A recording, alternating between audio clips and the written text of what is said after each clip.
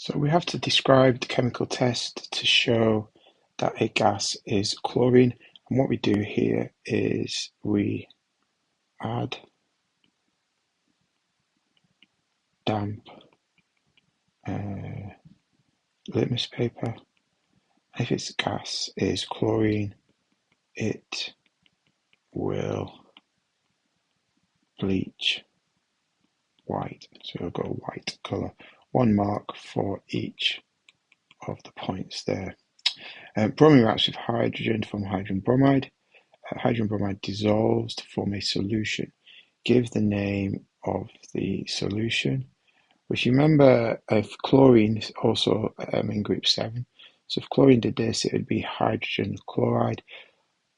But once it dissolves in water, we call it hydrochloric acid. So we do the same here. So it's hydrobromic acid for 1 mark. There's a trend in colour and state. Predict the trend, predict the colour, and state of astatine at room temperature. So as you go down the group with these elements in, they start off as gases, then become a liquid. So this one is going to end up being a solid. And they also get darker in colour as you go down. So here I'm going to put that this will be a black coloured solid. Okay, we need to explain the observations in the table. Remember, these reactions here are all displacement reactions. So the rule about displacement is a more reactive substance will replace a less reactive substance from its compound. So for example, just to illustrate it, if we had potassium iodide and it's reacting with the bromine, then what you're going to end up with is potassium bromide, and you get iodine being displaced. So the iodine was with the bromine, but now it's been displaced. So that's kind of what you've got going on. In order to get an answer here, so explain the observations in the table. So in order to get an answer here, what we need to say is that the chlorine and bromine are more reactive than the iodine. And what this means is the iodine is displaced, the iodine is displaced because it is the least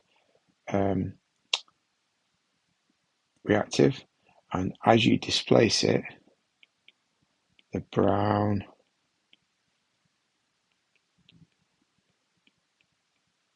coloured solution is formed. So that's why we get this brown colour here, because the iodine is being pushed out, and you can see here that's what's going on. The bottom one is slightly different because we're taking potassium iodide reacting with iodine, and in this case there is no reaction. So the are these symbols in there? No. The iodine will not react with the potassium iodide. In terms of marks, there's 4 marks available. They both react. Iodine's been displaced, that's why it goes brown, and this one doesn't react because they are both contain iodine. Okay, last one. Write a balanced equation for fluorine reacting with iron. So fluorine is diatomic, remember, so it's F2. Iron is Fe.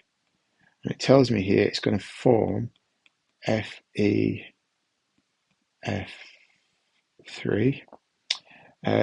So in order to make this work, let's just do the process. There are 2 fluorines and there's 1 iron. And then here we've got 3 fluorines and 1 iron. So I'm going to have to do some numbers added to make this balance. what I can do, first of all, let's try and balance the fluorines, in there. So to make the fluorines balance, if I put a 2 in front of that one and a 3 in front of that one, that'll give me 6 fluorines on this side, and that will also give me 6 fluorines on this side. So my fluorines are now okay, but that gives me 2 Fe's, and therefore I need to put a 2 in front of that, and I get 2 Fe's. Marks wise, there are 2 marks for this one, so you get 1 mark if all the formula are correct, and 1 mark if you have balanced the equation.